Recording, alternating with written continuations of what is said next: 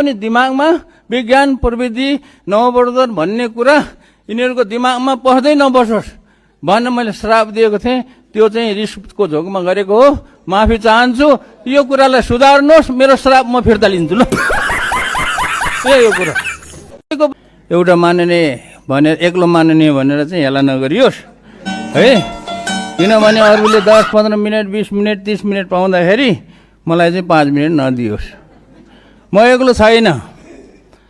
तपाईहरुको कुनै पनि पार्टी भन्दा पार्टीको सदस्यहरू हुनुहुन्छ तपाईहरुको, तिनीहरू भन्दा तपाईहरुको पार्टी सदस्यहरू भन्दा मेरो चाहिँ समर्थकहरू धेरै छन् नेपालमा।